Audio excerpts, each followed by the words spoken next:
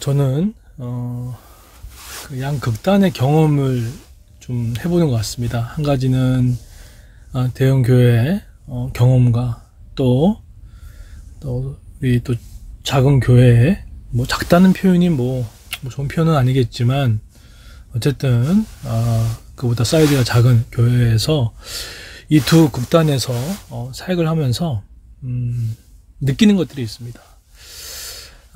어떻게 보면 이거는 뭐 많은 사람이 느낄 수 없는 경험이고 또 많은 사람이 느낄 수 없는 또 저만의 독특한 경험일 수도 있겠다는 생각들을 합니다. 물론 이제 저와 함께 뭐 큰 교회에서 사역했던 분들이라면 느끼셨겠지만 아무래도 대형 교회에 있다 보면 거기서 그 성도를 섬기고 또 돌보는 일보다 뭐 그것도 많이 합니다. 그거 없다는 얘기가 아닙니다. 그거 많이 하는데 그보다는 아무래도 또 예배 또 설교에 더 강점을 둘 때가 참 많이 있습니다. 그거는 뭐 어느 그 정도의 규모고 사이즈면은 뭐 그렇게 하는 것이 결코 틀렸다고 저는 보지 않습니다.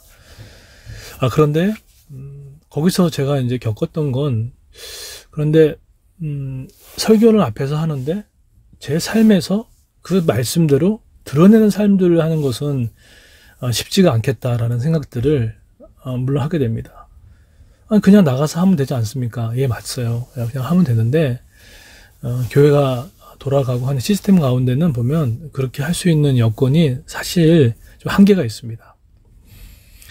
그런데 그보다 작은 교회나 또 중소교회에서는 그것들이 가능할 때가 있죠. 그래서 섬기고 그런데 여기에 또 단점은 또 그렇게 섬기다 보면은 하나님과 개인의 영성을 추구하는 데 있어서의 또 이 시간도 무시 못한다는 것이겠죠. 제가 이 말씀을 왜 드리냐면 제가 전에 있는 교회에서 했던 큰 시수 중에 하나가 저는 설교를 했고 가르쳤기 때문에 목사의 일을 다 했다라는 생각들을 할 때가 있습니다. 이거 맞죠. 그런데 그렇기 때문에 나는 좀 괜찮은 사람이라는 생각을 할 때가 좀 있었던 것 같아요. 그래서 오히려 그때 가장 실수라기보다는 이런 마음이 있었던 것 같아요. 나 기도했으니까 기도를 많이 하는 건 중요하잖아요. 그죠? 저는 질도 중요하지만 기도는 양도 중요하다는 생각을 하는 사람입니다. 제가 전에는 뭐 새벽 4시에 일어나면은 거의 9시, 오전 9시까지 뭐 기도도 하고 쭉 있던 기억들이 많아요. 자, 그런데, 그러다 보면은 막상 누구 도움을 주고 가난한 자를 섬기고 이웃들을 또 사회적 약자들한테 향할 때 안 할 때가 있는데 그때 저는 어떻게 생각하냐면 저는 기도를 많이 했다라고 생각을 한 거죠. 어떤 말씀인지 이해가 되십니까? 기도와 사실은 기도가 충만하면 흘러갈 수밖에 없고 나눌 수밖에 없는데 기도를 하고 나서 다른 사람들에게 어떤 실제적인 도움을 주고 나눔을 하고 물질로 돕고 마음을 나누는 일에 있어서 갈등이 될 때가 있잖아요. 그럴 때 저는 뭐 기도했으니까 되겠지라는 마음 때문에 안 할 때가 있다는 거죠. 이 말씀을 드리는 게 오늘 바로 이 본문을 보시면 고르반이라는 이 제도가 그렇게 사용되는 거죠. 고르반이라는 것은 여러분 들어보셨나요? 어떤 물건이 있어요. 근데 그 물건을 지정하죠. 그래서 그 물건을 지정해버리면 소유를 해버리면 부모가 그것을 갖지 못하도록 하는 이런 관행들이 있었습니다. 그래서 입으로는 고르반 하면 하나님께 바쳤다라고 해서 부모에게 한 것 같지만 실제적으로 부모님에게 한 건 아니라는 것이겠죠. 그럴 때가 많이 있습니다. 이것을 간행처럼 했던 사람들이 바로 바리새인들이었다는 거예요. 율법도 알고 말씀도 알고 그들은 하루에 3번도 기도하고 때로는 5번도 기도했다고 하지 않습니까? 미드라시라고 해서 그런데 실제적인 것에 대해서는 하지 않았던 것들을 보게 됩니다.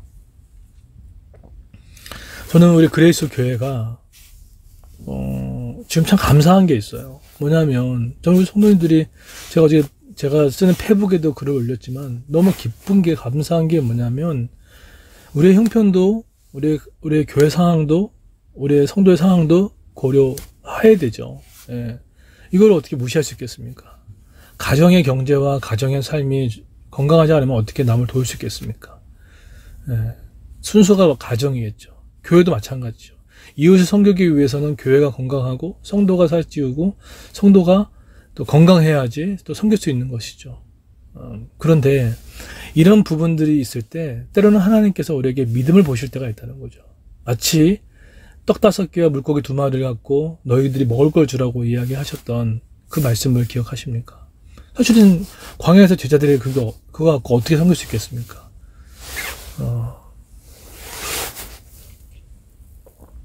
그래서 그럼에도 불구하고 우리 하나님께서 그 믿음을 보시는 것 같아요. 오히려 이렇게 약간 뭐 코로나든 경제적인 상황에도 위축되었을 때 이때 또 오히려 믿음으로 반응하는 훈련들, 사실 이것은 저도 해봤고 또 경험해봤기 때문에 우리 성도님들이 다 잘하고 계시지만 같이 경험하고 이 좋은 기쁨을 나누고 싶어서 했던 부분입니다. 우리 이러지 않았으면 좋겠어요. 나 온라인 예배 드렸어. 나 오늘 성경 읽었어. 고로반. 나 오늘 기도했어. 고로반. 했기 때문에 행하지 않는 건 사실은 영적인 고르반의 행위와 다른 게 없습니다. 알고는 있지만 행하지 않는 건 고르반과 다를 게 없어요. 저는 우리 교회뿐만 아니라 한국교회가 사회적인 지탄을 받지 않기 위해서 영적인 고르반에서 벗어나 그가 말하는 것과 행함이 실천되어지는 그것이 정말 중요하지 않을까라는 생각이 듭니다. 그래서 제가 요즘 쓰는 방법이라기보다는 미리 그냥 공개를 해버립니다. 그냥 이렇게 해버려요. 그래서 그 약속을 지키게끔 하더라고요. 그렇지 않으면 저도 잘 안 되더라고요.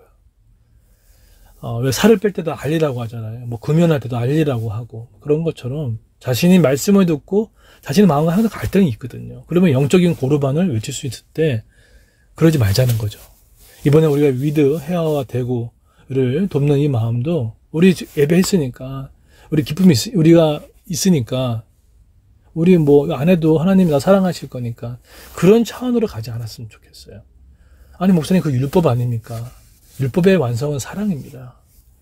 우리가 그것이 없으면 결국 믿는 사람과 안 믿는 사람과 차이가 뭐가 있겠습니까? 어제 우리 네이버를 보면서 얼마나 마음이 아픈지 모르겠어요. 어느 모교회가 또 예배를 강행해서 집단 감염을 일으키고 사회적 지탄을 받고 댓글을 보면서 그냥 못 읽겠어요. 그냥 정말 부끄럽고 너무 죄송스럽고 우리가 여러분이 오늘 만나는 엄마들이 있지 않습니까? 직장에서 사람들도 우리를 그렇게 볼 수 있습니다. 공공질서와 공공의 방역을 생각하지 않고 하다 보면은 영적인 고르반처럼 그렇게 우리 댓글로 매도당할 수 있습니다. 저는 교회에서부터 그런 훈련들이 잘 되었으면 좋겠다는 생각을 갖습니다. 우리 한 주 동안 이 말씀을 붙들고 오늘도 말씀을 들었습니까? 작은 것이라도 순종하십시오. 결국 이런 말 하더라고요. 부자와 가난한 삶의 차이는 결국은 실행을 했느냐 안 했느냐라는 겁니다. 저는 우리 그래서 교회 성도님들이 영적인 부자가 되기를 소망합니다. 그런 은혜가 있기를 소망합니다. 그래서 우리 한 주 동안 기도하셔서 이번 주에 있는 그 코로나 관련된 이 일들을 잘 감당했으면 좋겠습니다.